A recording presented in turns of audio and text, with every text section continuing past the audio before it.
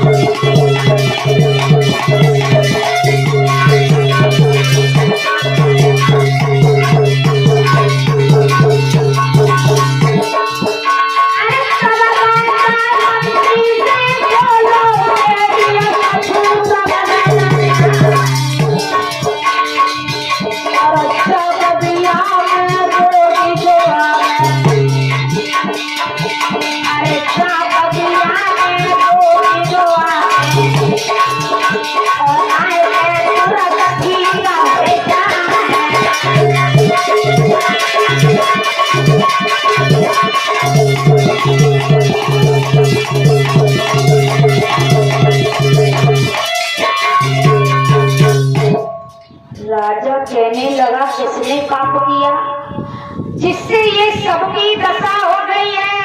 बगिया में महाराज सभी के पेट फूल गए, पेट में दर्द होने लगा। बगिया को देखने के लिए चमन ऋषि की समाधि के पास पहुंचे। कौन? राजा सरियात। जब समाधि के पास पहुंचे देखा है तो बाबा की अखियां फूटी। जब देखा तो बाबा की अखियां फूटी। महाराज राजा ने तलवार निकाली और कहा है किसने ये पाप किया? ये महात्मा की आंखें किसने फोड़ी है? भैया कोई नहीं बोला। राजा ने कहा हे मंत्री, एक एक करके मेरे सामने पेश किया जाए, एक एक करके आज मैं सभी को मारूंगा। ये पाप किसी ने तो किया है, कोई बोल नहीं रहा।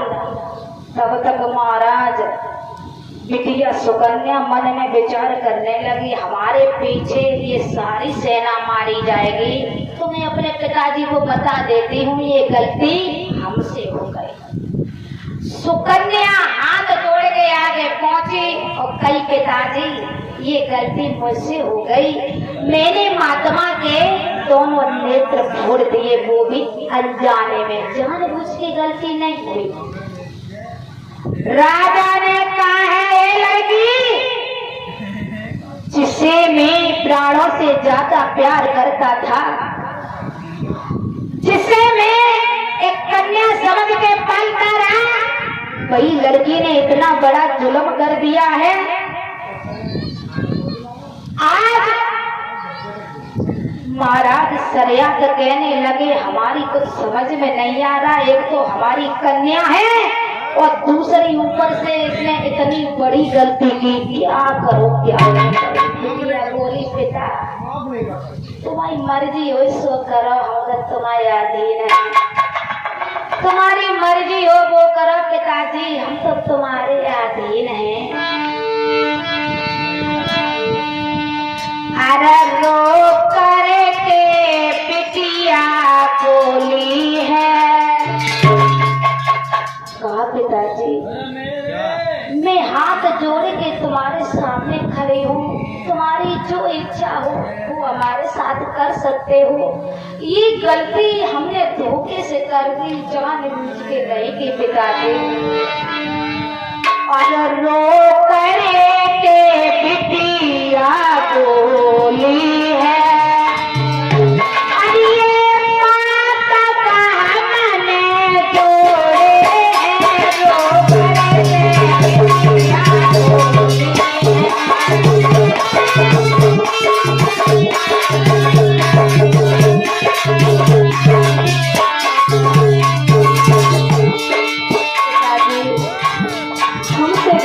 हो गई।